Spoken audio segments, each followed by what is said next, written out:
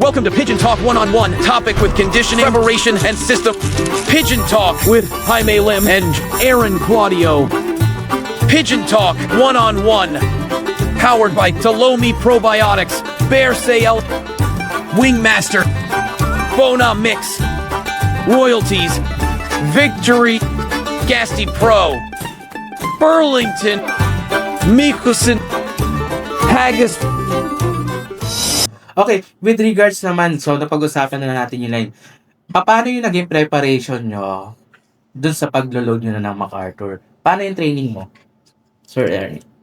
Sa akin, after niyang dumating ng Tacloban, pahinga lang siya, tapos naikarga ko siya sa APR training ng summer race ng Thursday saka Tuesday. Dahil south din ng Oo, ng kasi APR. South race din sila eh. Oo. Tapos, Webes pahinga na. Ngayon, ang loading natin Sunday eh. Oo. Ang schedule ko kasi every Friday to Sunday nasa Zambales ako. So, yung ibon, umalis ako ng Friday, yung ibon nasa loob na lang ng kulungan. Okay. Kasama niya yung asawa niya.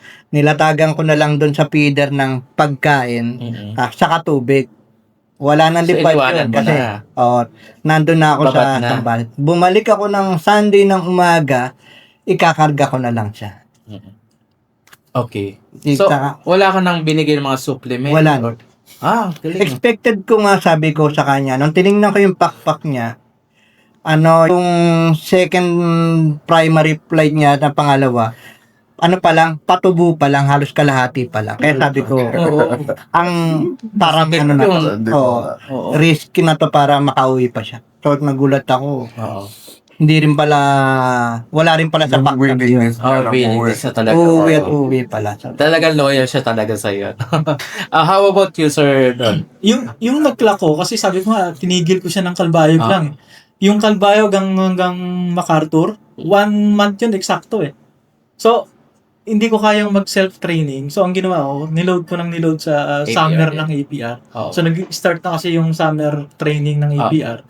Mula Laguna hanggang Pagbilao, niload ko siya ron. Okay. So, yun lang Yun na talaga. lang yung Preparation. self-training. Wala akong self-training. Niload ko sa APR.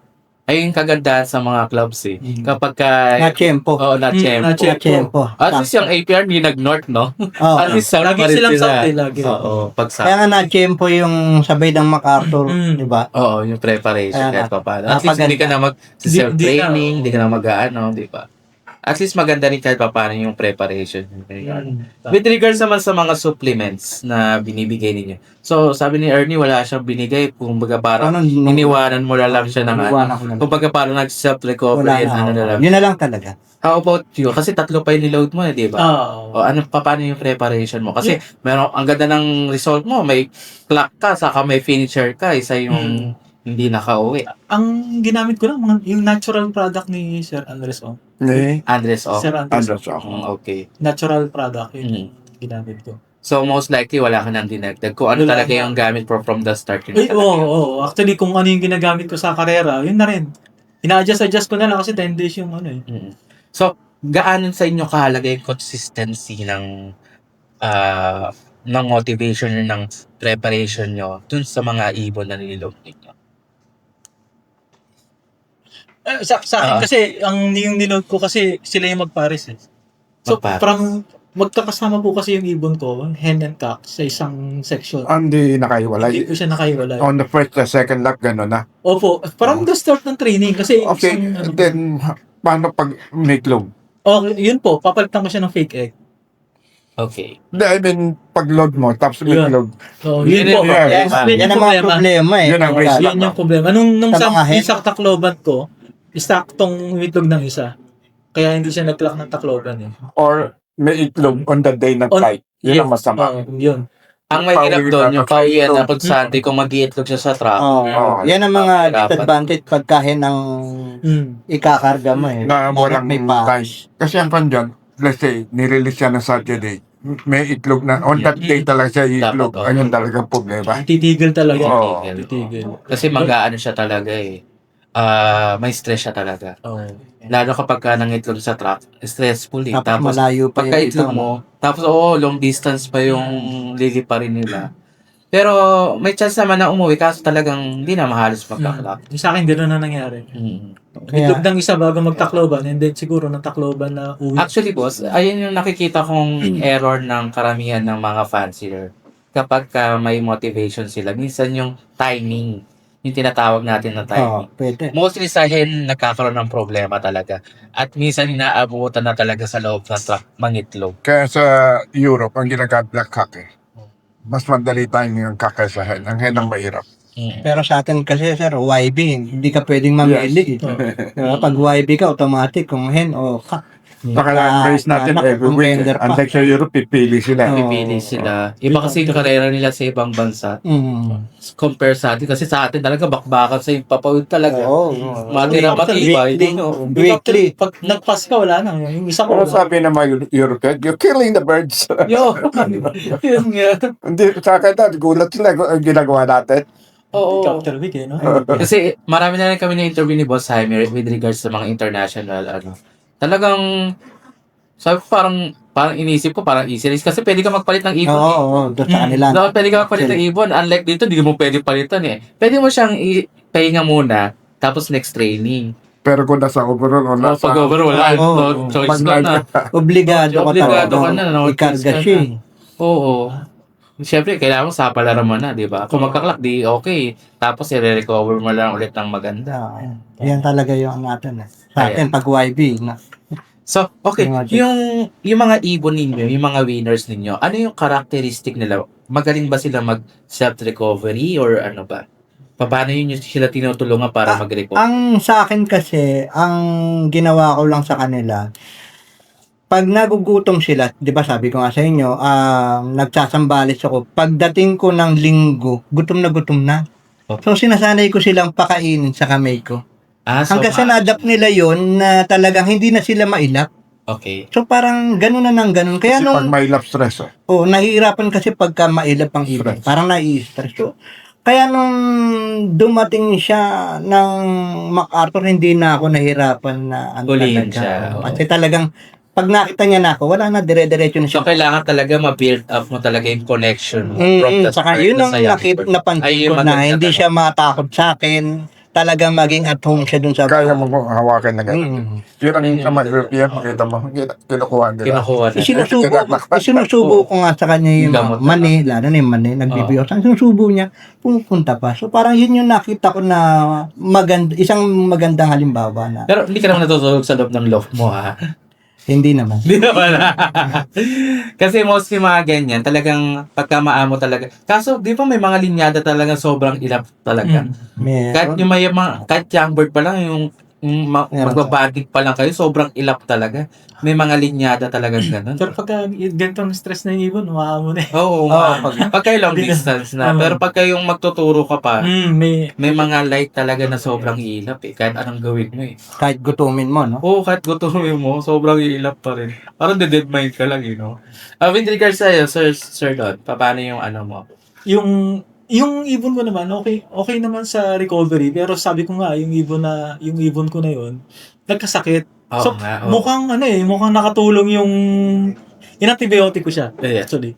So, Ilang days yung antibiotic? parang 7 2 weeks days? akong naggamot sa cancer. Kasi yung Okay. sakit ng ibon ko, bulutong. Okay. Tapos sa ilalim, pag binuksan mo yung bibig, Grabe. nag-cancer. Oo. So, ang ginamit kong gamot, yung generic na pambata, yung Metronidazole. Metronidazole. Metronidazole. Yan. after nun, may umuwi siya ng third lap.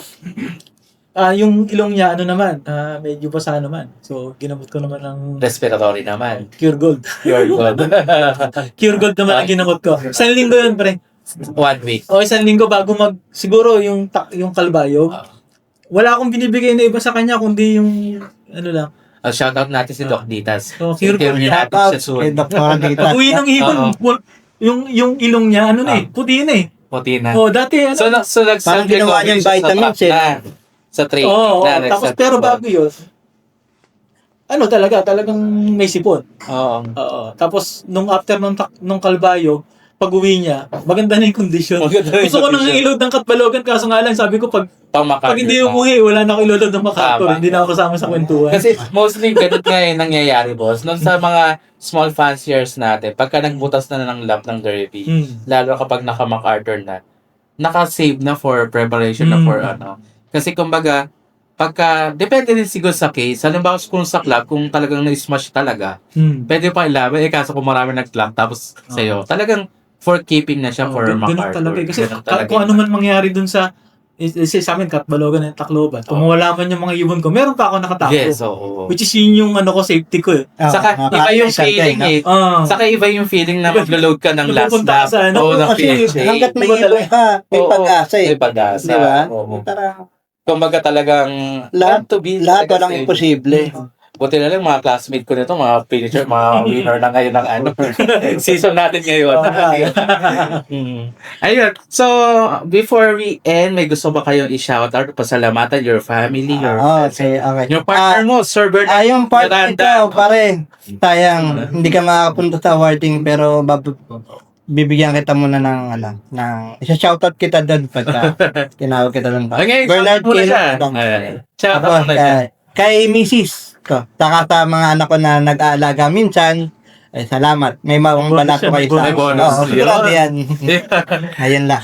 Ay, Sir Don. Yun, shoutout sa mga pinanggalingan ng ibon ko, si Gal David, si Jogin Menchate, si Lola Pabalat, tsaka si Den Cabial. So, Ayan. shoutout sa inyo. Kung di dahil sa inyo, wala akong ibon. Yes, okay. Salamat. Okay, so again, maraming salamat. So, isang episode na naman po ang natapos natin ngayong araw na ito. So, please don't forget to subscribe, like, and share po sa ating YouTube channel and Facebook page po natin.